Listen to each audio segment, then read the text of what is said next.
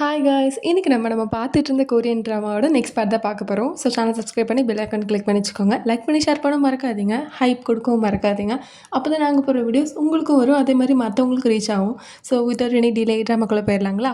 இந்த episode starting சீனில் இந்த ஹீரோ ஹீரோயினுக்கு 2 பேருக்கும் வேறு வேலையே இல்லைங்க. 2 பேரும் வந்து தனித்தனியாக பிரிஞ்சு 2 பேரும் ஃபீல் பண்ணிட்டு இருக்காங்க. அதாவது மிஸ் பண்ணிட்டு இருக்காங்க. இங்கே நம்ம யூனா மிஸ் பண்ண, அதே மாதிரி இங்கே நம்ம தல்கனும் யூனாவை மிஸ் பண்ணிட்டுருக்காரு.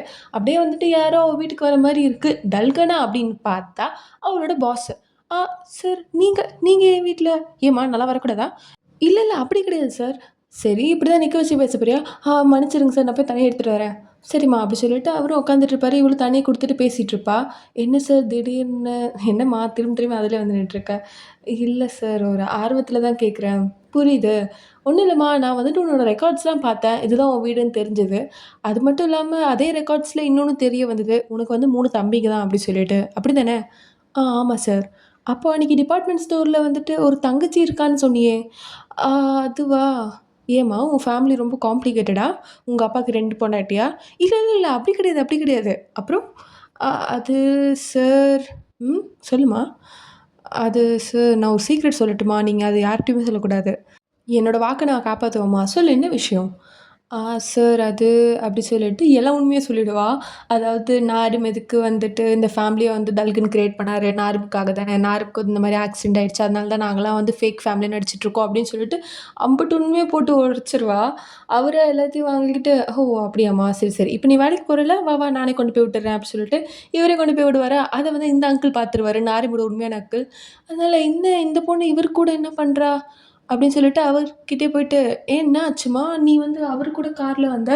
"அதுவா சார்?" அப்படின்னு சொல்லிட்டு இவர்கிட்டயே அவன் உண்மை சொல்லலான்னு போறதுக்குள்ள கரெக்ட்டா இந்த அங்கிளே வந்துருவாரு. "வாம்மா, நான் உன் கூட வந்து காஃபி குடிச்சு கொஞ்சம் பேசணும்னு நெனைக்கிறேன்." அப்படின்னு சொல்லிட்டு இவர கூட்டிட்டு போயிடுவாரா. இவருக்கு ரொம்ப சந்தேகமா இருக்கும். அவனுக்கு எதுவும் உண்மை தெரிஞ்சுச்சா என்னன்னு தெரியலையே அப்படின்னு யோசிச்சுட்டு இருப்பா.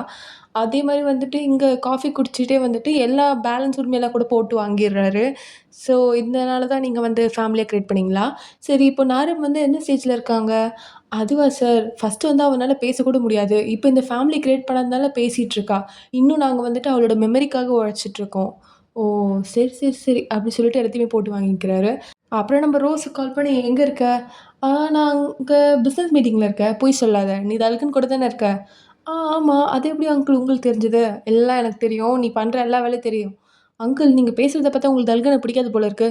"இங்க பாரு, ரவுடி பையன் கூட சுத்துறதெல்லாம் வந்து ரொம்ப பெருமையா பேசாத. இப்ப எங்க இருக்க?" அப்படின்னு மட்டும் கேட்டுட்டு, அவகிட்ட இருந்து அவ எங்க இருக்கா அப்படின்ற இன்ஃபர்மேஷன் வாங்கிருவாரு. அப்புறம் அதெல்லா இன்ஃபர்மேஷனையும் வந்துட்டு தல்கனோட பழைய பாஸ்க்கு வந்து போட்டு குடுத்துருவாரு. அப்புறம் இவரு வந்துட்டு, "என்கிட்டயேவா எல்லாரும் கேம் விளையாடுறீங்க? நான் உங்கள பார்த்துக்கிறேன்டா" அப்படி சொல்லிட்டு இவரு இங்க கொஞ்சம் ஈவிலா யோசிச்சுட்டு இருக்க. இங்க நம்ம தல்கன் வந்துட்டு, நம்ம ரோஸ் கூட வந்து ஷாப்பிங் போறதுன்னு சொல்லிட்டு பயங்கரமா சுத்திட்டு இருக்காரு. பெருசா அவருக்கு சந்தோஷமா இல்ல. ஆனா நம்ம ரோஸ் ரொம்ப என்ஜாய் பண்ற மாரி தான் தெரியுது. "இப்ப எதுக்கு இந்த பொருள்லாம் வாங்கிட்டு இருக்க?" "ஏன்? இந்த பொருள நான் வாங்கக்கூடாதா? உங்க வீட்ல ஒரு பிளாங்கெட் கூட கிடையாது. அதுக்காக தான் இது வாங்குனேன். அப்புறம் உங்க வீட்ல ஒரு காஃபி கப்பு கூட கிடையாது. எல்லாமே பிளாஸ்டிக்ல வச்சிருக்கீங்க. இது வந்துட்டு நம்ம ரேமன் சாப்பிடுறதுக்காக. அப்புறம் இது வந்துட்டு அந்த பிளாஸ்டிக் பிளேட்டுக்காக. நீங்க வந்துட்டு எப்படிதான் இப்படிலாம் வந்துட்டு உங்க கூட குடும்பம் நடத்துறதோ?" "ஆமா, நீ எதுக்கு இப்படிலாம் பேசிட்டு இருக்க?" அதெல்லாம் விடுங்க. ஆன்டி இது எவ்வளோன்னு சொல்லுங்க."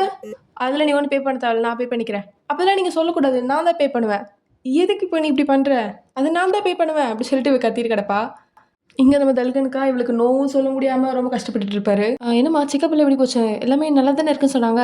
ஏன் ஏதாவது கெட்டதா இருக்கணும்னு நெனைக்கிறியா?" இல்ல. அப்படி சொல்லல." "அமைதியா இருயா. ஏன்யா நீ வேற அமைதியா இரு." சரி, அந்த பக்கம் டாக்டர் வேற வர சொல்லியிருக்காரு. "ஓ! சரிம்மா. நான் வேணா வரட்டுமா?"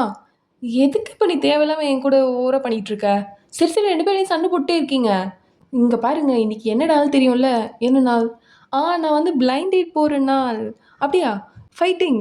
இன்னைக்காவது வந்துட்டு உங்க பிளைண்ட் டேட் வந்து சக்சஸ் ஆகட்டும்." ரொம்ப தேங்க்ஸ். ஆனா இப்ப டைம் ஆயிட்டே இருக்கே. டாக்டர் எப்ப கூப்ட்டு, நான் எப்ப போய் ஆ நீங்க வேணா எனக்கு ஹெல்ப் பண்றியா?" "என்னது? என்ன பண்ணணும் உனக்கு?" இது வந்துட்டு என்னோட ஒய்ஃப்ன்னு சொல்லிட்டு நீ நடிச்சு டாக்குமெண்ட் மட்டும் வாங்குறியா?" "ஏன்னா நான் அதுக்குள்ள வந்துட்டு இங்க பிளைண்ட் டேட்க்கு போய் ரெடி ஆவுறேன். என் வாழ்க்கையிலே வந்து ரொம்ப நாள் கழிச்சு ஒரு பிளைண்ட் டேட் திரும்பி போறேன்ம்மா. கொஞ்சம் காப்பாத்தும்மா." சரி. ஓகே." அப்படி சொல்லிட்டு அவர அனுப்பி வச்சுட்டு, "சரி நீங்க யாரு அவருக்கு?" நான் தான் அவரோட ஒய்ஃப்." "அவரு வரலையா? அவரு கொஞ்சம் பிஸியா இருக்காரு." சரி. ஓகே. ஸோ ஏன் ஏதாவது பிரச்சனையா?" "ஆ ஆமா. அவருக்கு கொஞ்சம் அட்மிஷன் போடணும்." "அட்மிஷன் போடணுமா? ஏன் அந்த அளவுக்கு பிரச்சனையா?" ஆமா. அவருக்கு கொஞ்சம் கேன்சர்ல ஸ்டேஜ்ல இருக்காரு." "என்னது கேன்சரா? என்ன சொல்றீங்க? சத்தியமா இருக்காது. நீங்க வந்து திரும்பியும் அவருக்கு பிளட் டெஸ்ட் பண்ணுங்க. அவருக்கு அப்படி இருக்காது. ஆமாமா, புரியுது உங்க நிலைமை. ஆனா அவரு கேன்சர் ஸ்டேஜ்ல தான் இருக்காரு. ஸ்டேஜ் 2ல இருக்காரு. இல்ல மனச கொஞ்சம் திடப்படுத்திக்கோங்கம்மா அப்படின்னு சொல்லிட்டு இவங்க பேசிட்டு இருப்பாங்க. அப்புறம் இங்க வந்துட்டு, "டேய் என்னடா பண்ணிட்டு இருக்க? என்ன பொம்மை இதெல்லாம்?" "அப்பா இது என்னோட தங்கச்சிக்கு நான் குடுக்க போறேன். நாரும் வந்து வந்தோனே வாங்கிருவா." "என்னது? நாரும் உன்னோட தங்கச்சியா?" ஆமாமா. அது பெரிய கதை. உங்களுக்கு நான் சொல்லல. நான் அப்புறம் சொல்றேன். ஏன் இப்ப இந்த கிஃப்ட்டு? அது சில்ட்ரன்ஸ் டே வருதுல்ல அதனால.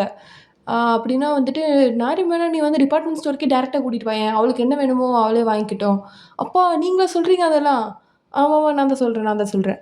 "பரவால்லப்பா நீங்க இவ்ளோ நல்லவரா இருக்கீங்க. சரி கையில என்ன அட்ரஸு?" "ஆமா நீங்க ஏன் இந்த அட்ரஸ் கேட்குறீங்க?"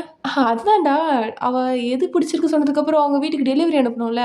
"அப்பா நீங்க இவ்ளோ நல்லவரா இருக்கீங்க. இது எனக்கு தெரியாமலே போயிடுச்சு. நான் ஃபர்ஸ்ட்டே தெரிஞ்சிருக்கணும் இத பத்தி. இந்தாங்க இந்த அட்ரஸ் வச்சுக்கோங்க." அப்படி சொல்லிட்டு சஞ்சய் ரொம்ப இன்னசென்ட்டா அங்கருந்து போயிடுவான். அவங்க அப்பா கிரிமினலா எங்கேயோ யோசிச்சுட்டு இருக்காரு. அது கூட தெரியாம இருப்பான் அவன். அப்புறம் இங்க நாரிம் வந்துட்டு, "நாரிம் எப்படி இருக்க?" நல்லா இருக்கேன் அங்கிள்." "சரி நீங்க தானா? நம்ப இவ சொன்ன மாரி ரொம்ப ஹேண்ட்ஸமா தான் இருக்கீங்க." ஆ ஆனா உன்ன பத்தி அவ எதுவுமே என்கிட்ட சொன்னதில்ல." அப்படி சொல்லிட்டு அசிங்கப்படுத்தி விட்டுருவாரு இவரு. "சரி வா நாரிம் நம்ம போலாமா?" அப்படி சொல்லிட்டு இவங்கலாம் ஒண்ணா போயிட்டுருப்பாங்க. இங்க அந்த அங்கிள் வந்து நாரிம்க்கு கிஃப்ட் எல்லாம் குடுத்து நாரிம் ரொம்ப சந்தோஷமா இருப்பாளா, அப்புறம் வந்து கொஞ்ச நேரத்தில நாரிமோட உண்மையான அங்கிள் உட்காந்து பேசிட்டு இருப்பாரு. நாரிமோட உண்மையான அங்கிளுக்கு இங்க பதறிட்டு இருக்கும். ஏன்னா நாரிம் தான் பின்னாடி உட்காந்துட்டு இருப்பா. இவரு வேற வந்து நாரிம் பத்தி கேட்டுட்டு இருப்பாரு. "சரி நாரிம் வந்து யுஎஸ்ல தானே இருக்கான்னு சொன்னீங்க. நான் அடுத்த வாரம் யுஎஸ் போலான்னு இருக்கேன். நீங்களும் வரீங்களா?" "ஆ நான் வரேன். நான் வந்துட்டு அதுக்கு ஒரு மெயில் போடணும்."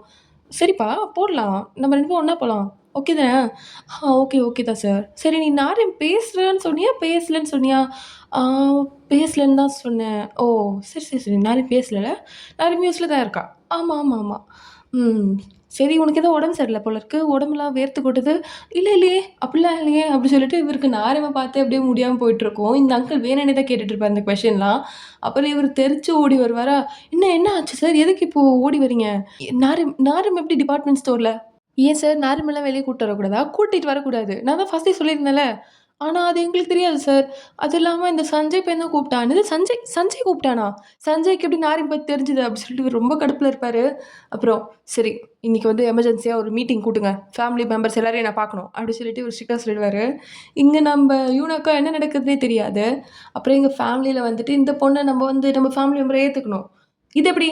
நம்ம தல்கன் இல்லாத டைம்ல ஒரு பொண்ண வந்து ஃபேமிலி மெம்பரா ஏத்துக்க முடியும்? ஆமா. இந்த பொண்ணு தான் வந்துட்டு நம்ம ஃபேமிலில இருக்க எல்லா வேலையும் செய்ய போறா. ஆ அது எப்படி அவ ஒருத்தி வேலை செய்யலாம்? அப்ப நம்ம காசுலாம் அவளுக்கு போகுது. அதெல்லாம் நான் ஒத்துக்க முடியாது அப்படின்னு சொல்லி இந்த பாட்டி சொல்ல, என்னது? அப்ப நீங்க என்ன வேலை செஞ்சீங்க? இவ்வளவு நாள் வேலை செஞ்ச கிழிச்சதெல்லாம் தெரியுது. என்ன தெரியுது உனக்கு? அப்படின்னு சொல்லிட்டு இவங்கலாம் திரும்பி சண்டை போயிட்டு இருப்பாங்களா? ஏம்மா நிறுத்துங்க. ஆ சரி ஓட்டு போடலாம். அப்படி சொன்னதுக்கப்புறம், "என் ஓட்டு உனக்கு தான்" அப்படி சொல்லிட்டு இங்க நம்ம மஞ்ச பிடிக்கார வேற சொல்ல அவங்க 2 பேரும் ட்ராக் போயிட்டு இருக்கு போல இருக்கு. அதனால அந்த பொண்ணும் ரொம்ப தேங்க்ஸ் அப்படி சொல்லிட்டு இருப்பா. அப்புறம் குடும்பத்தில இருக்கவங்கலாம் ஓட்டு போட்டுருவாங்க. அந்த பாட்டி மட்டும் ஓட்டு போட மாட்டாங்க. அதனால, "இங்க பாருங்க, இவள நம்ம வந்து ஃபேமிலி மெம்பரா ஏத்துக்கிறோம்." "இல்ல முடியாது." அப்படி சொல்லிட்டு திரும்பி சண்டை போயிட்டு இருக்கோம். அப்ப இதுல ஃபோன் வேற வந்துட்டு இருக்குமா, ச்சே சும்மா இருங்கப்பா. அமைதியா இருங்க. ஃபோன் கால் வருது. அத கூட எடுக்க விடாம. சொல்லுங்க. இன்னைக்கு வந்துட்டு நம்மளுக்கு அவசர மீட்டிங் இருக்கு. அது நம்ப சார் சொல்லியிருக்காரு." "ஓ! ஏன் என்னாச்சு? ஏதாவது பிரச்சனையா?"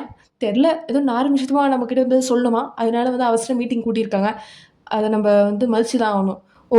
சரி. ஓகே." அப்படி சொல்லிட்டு இவரு எங்க ஃபேமிலி கிட்ட சொல்லிடுவாரு. அவ்வளோதான் ஃபேமிலில இருக்கவங்கலாம் வந்துட்டு அப்படியே கற்பனை உலகத்துக்கு போயிடுவாங்க.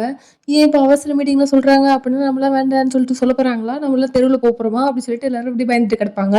அப்புறம் வந்துட்டு இந்த அங்கிள் வேற எவ்வளோ ட்ரை பண்ணுவாரு இந்த ஆன்டிக்கு. ஆனா இந்த ஆன்டி வந்துட்டு மசியற மாரியே கிடையாது. அந்த அங்கிள் கிட்ட கோவமா தான் பேசிட்டே இருப்பாங்க. அப்புறம் இங்க வந்துட்டு அவர் சொன்ன மாரி பிளைண்ட் டேட்க்கு வந்திருக்காரு. பிளைண்ட் டேட்க்கு வந்துட்டு இந்த ஆன்டியும் பக்கத்துல உட்காந்துருப்பாங்க. சரி நீங்க 2 பேரும் தனியா பேசிட்டு இருங்க அப்படின்னு சொல்லிட்டு அவங்க போவாங்களா? அப்புறம் இந்த ஆன்டி கொஞ்ச நேரம் பேசிட்டு அவங்களும் வந்துருவாங்க. ஏன்டி இவ்வளோ சீக்கிரம் வந்துட்ட? நான் குடுத்த காசுக்கு பேசிட்டேன். என்னது குடுத்த காசுக்கு பேசிட்டியா? இன்னும் கொஞ்ச நேரம் நின்னு பேச வேண்டியது தானே? வயசானவங்ககிட்ட நான் என்ன இன்னும் பேசுறது? அதெல்லாம் முடியாது. காசு முடிஞ்சிருச்சு. அவ்வளோதான் கோட்டா முடிஞ்சிருச்சு அப்படின்னு சொல்லிட்டு அந்த ஆன்டி போவும். நீலாம் மனுஷியே கிடையாதுடி. என்கிட்ட இருந்து காச வாங்கிட்டு இப்படி ஏமாத்திட்டு போயிட்டு இருக்க.